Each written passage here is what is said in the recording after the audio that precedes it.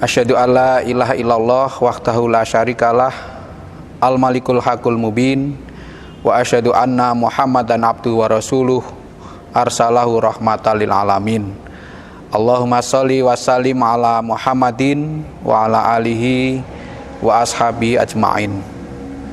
Saudara sekalian yang berbahagia, di dalam surat An-Nisa ayat 24 itu ada ungkapan begini: wa uhilla lakum ma wara'a dzalikum an tabtaghu bi amwalikum muhsinina ghaira musafihin.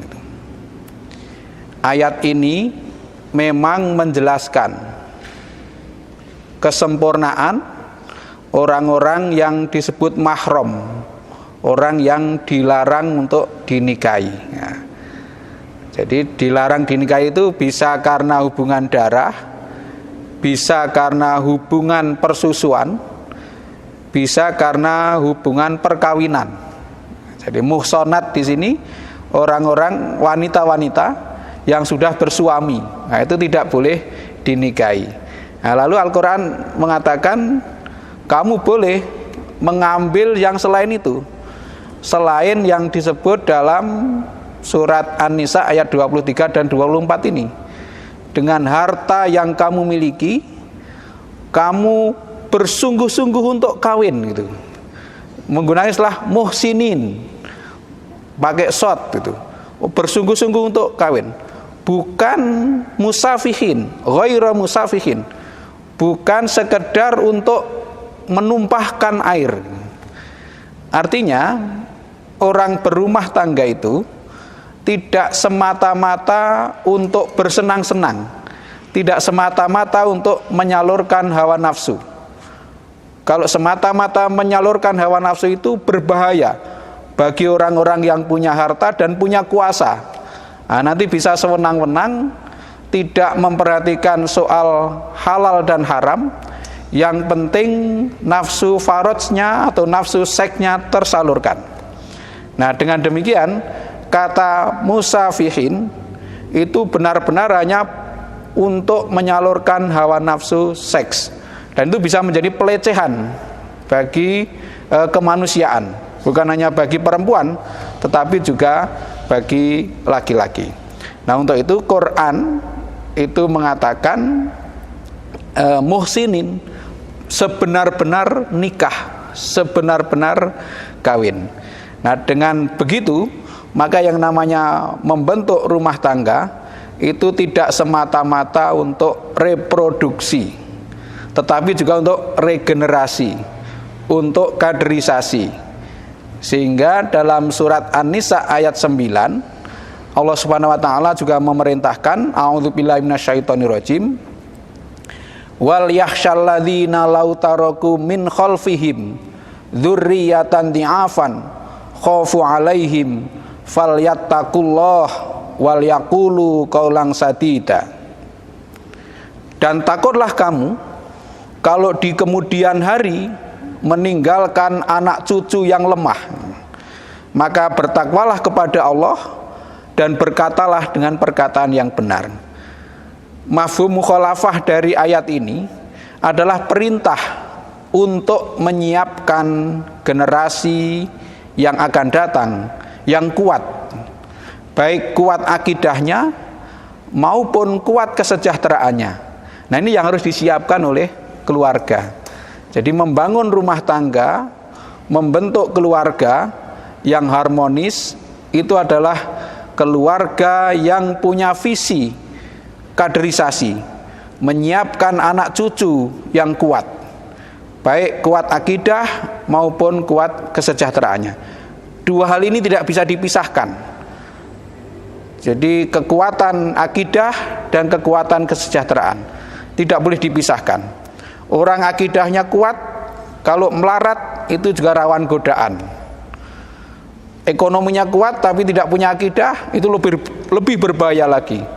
Nah, untuk itu kita orang tua di dalam rumah tangga betul-betul punya tanggung jawab untuk mendidik generasi yang akan datang, mendidik anak cucu yang kuat.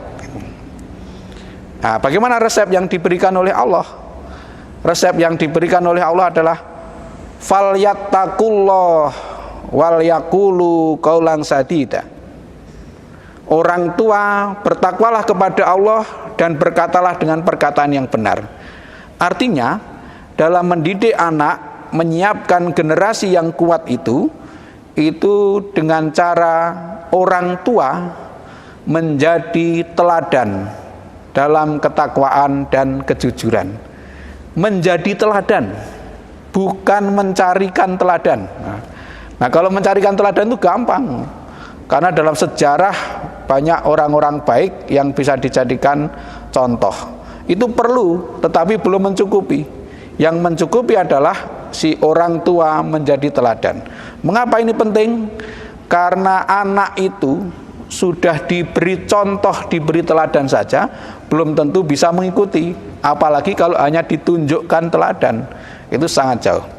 Nah, maka mari para orang tua dalam mendidik anak, yang basis utama pendidikan anak itu adalah pada ibu.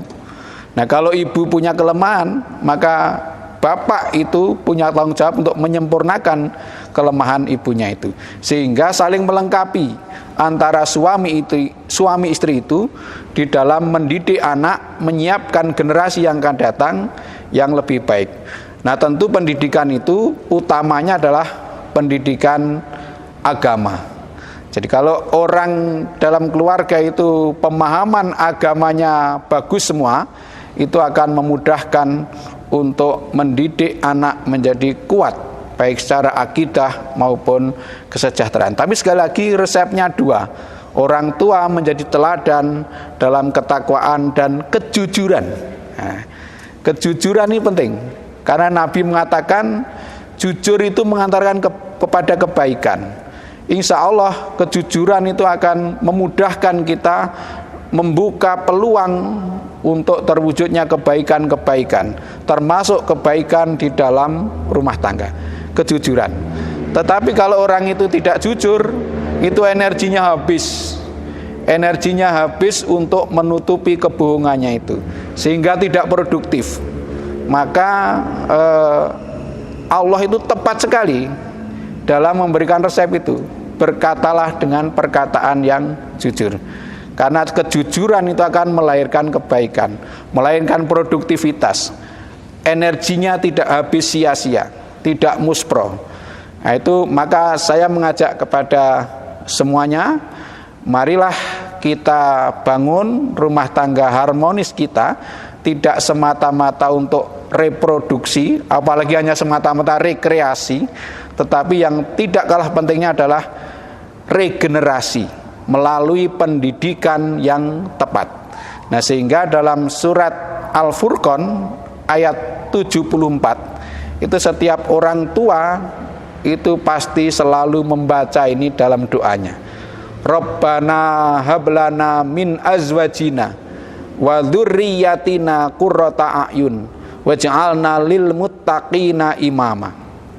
Ya Allah, jadikanlah istri-istriku dan anak-anakku itu istri dan anak yang sedap dipandang mata.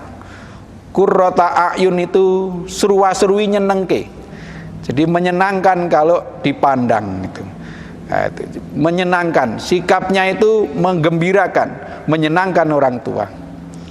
Waj'alna lil muttaqina imama.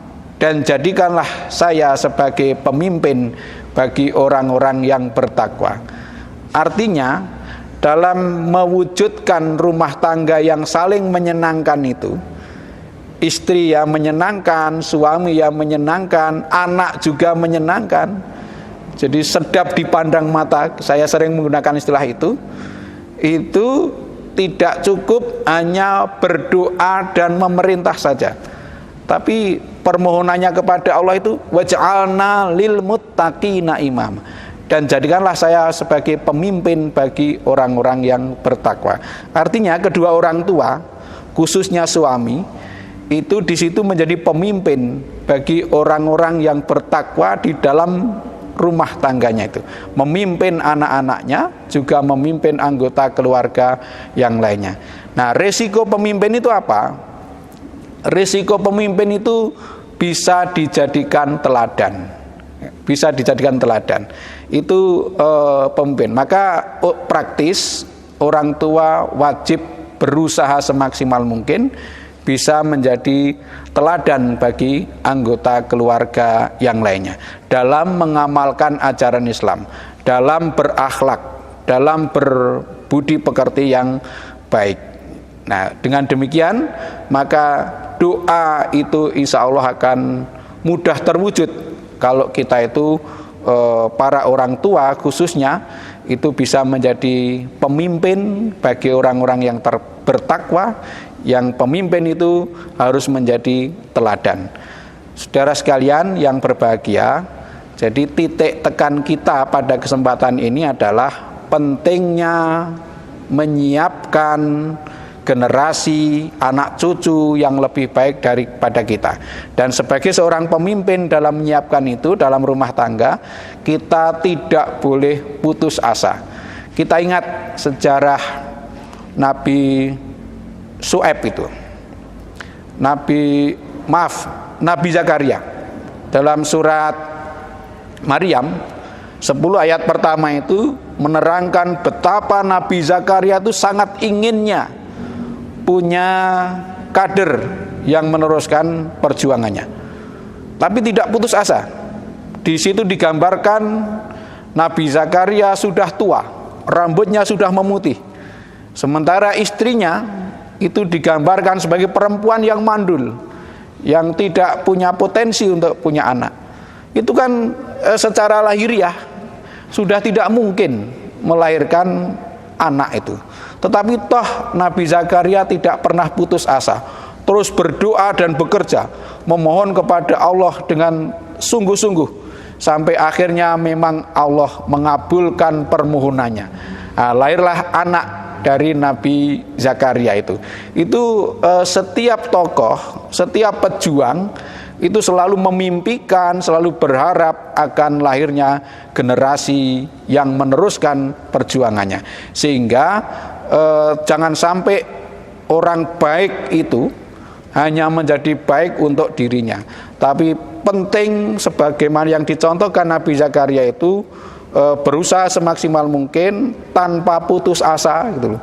Nah, tidak putus asa ini penting bagi seorang pemimpin di dalam rumah tangga. Jangan sampai pemimpin menunjukkan kegalauan, rasa putus asanya di hadapan anak-anaknya. Nah, demikian pula Nabi Ibrahim.